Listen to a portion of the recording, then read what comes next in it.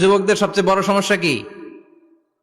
মাদক, তারপর পর্নোগ্রাফি, 3 নম্বরে নোংরা ছাত্র রাজনীতি, 4 নম্বরে লেট ম্যারেজ।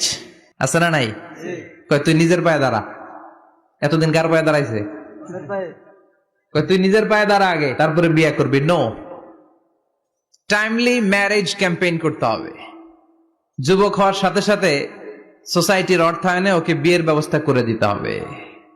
বিষ্ণু ইসলাম বিয়েকে অনেক সহজ করেছেন, অনেক সহজ করেছেন। এক সাহাবী বলল, ইয়া রাসূলুল্লাহ, বিয়ে করব। বিষ্ণু বললেন, হাল্লাকা সাদাক ইয়ানি মাহর, ডু ইউ হ্যাভ দ্য ডোরি? তোমার কি মোহর আছে? কারণ বিয়ে করলে তো মোহর দেয়া লাগবে। সাহাবী বলে, মোহর টোহর কিছু নাই। কি আছে? কয়, আমার সে গরিব এই তল্লাটা কেউ নাই। বিষ্ণু বললেন, ও সাহাবী, কোরআনের কোন সূরা আছে কিনা তোমার কাছে? সাহাবী বলল, নবী, কোরআনের অল্প কয়েকটা সূরা আমার মুখস্থ জানা আছে। এক যুবতী মেয়ে বলল, নবী, আমি বিয়ে করব। বিষ্ণু বললেন, কোরআন জানো নাকি? যুবতী বলে, না, কোরআন আমি জানি না। বিষ্ণু বললেন, আমার কাছে ভালো একখানা পাত্র আছে, বিয়ে পড়িয়ে দিলাম। আর মেয়েটাকে বলল, মা, তোমার স্বামীর কোনো টাকা নাই, পয়সা নাই, মোহরানা দেওয়ার মতো কিচ্ছু নাই, তুমি কোরআন জানো না, কিন্তু তোমার স্বামীর সিনার ভিতরে কোরআন আছে।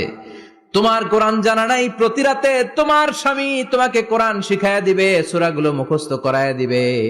তোমাকে যে তোমার স্বামী কোরআন শিখায়া দিবে, এটাই হলো রে মা তোর বিয়ের মোহর। স্বামী তোমার টিচার, সে তোমাকে কোরআন শিখায় দিবে, এটা তোমার বিয়ের মোহর। সহজ হয়ে গেল না? কথা বলেন। সবচেয়ে বরকতময় বিয়ে ওই বিয়ে যেই বিয়েতে খরচ কম। শুনতেছেন? হ্যাঁ, আমলের নিয়তে শুনেন। চেঞ্জ লাগবে, পরিবর্তন আনতে হবে আমাদের। ওই বিয়েটা সবচেয়ে বরকতের বিয়ে যেই বিয়েতে মোহরানা কম, যেই বিয়েতে খরচ কম, যেই বিয়ের ভেতরে ধুমধাম কম। ওই বিয়েটারে বরকত দিয়ে পরিপূর্ণ করে দেয় কে? ফাতিমা রাদিয়াল্লাহু তাআলা আনহার সাথে সাইয়েদনা আলীর বিয়ে হলো। ফাতিমাকে যে বিষ্ণু বললেন, আলী আমার কাছে এসে তোমার কথা বলেছে, তুমি কি রাজি? ফাতিমা কোনো কথা বলে না। আবার জিজ্ঞেস করা হলো, কথা বলে না। ফাসাকাতাত, চুপচাপ।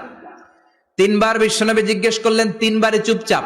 আসুকুতু নিসফুর রিদা, মেয়েদের চুপ থাকা সম্মতির অর্ধেক। জোরে কোন ঠিক কিনা?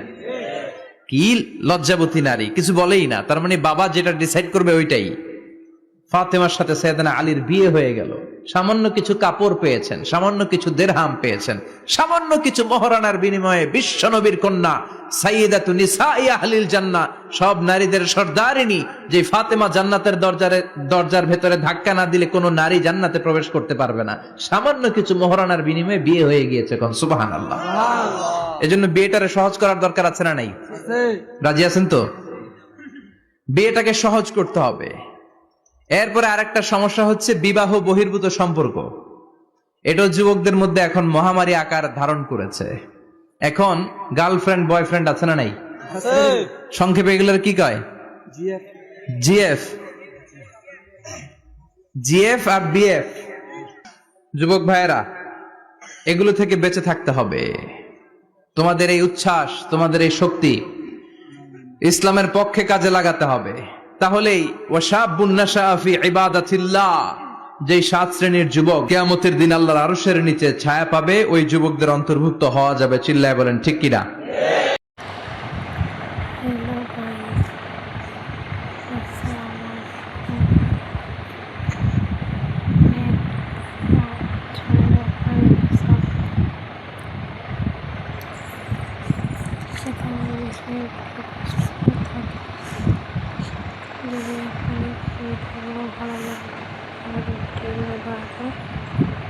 লাইক কমেন্ট শেয়ার করবেন, চ্যানেলটি সাবস্ক্রাইব করবেন।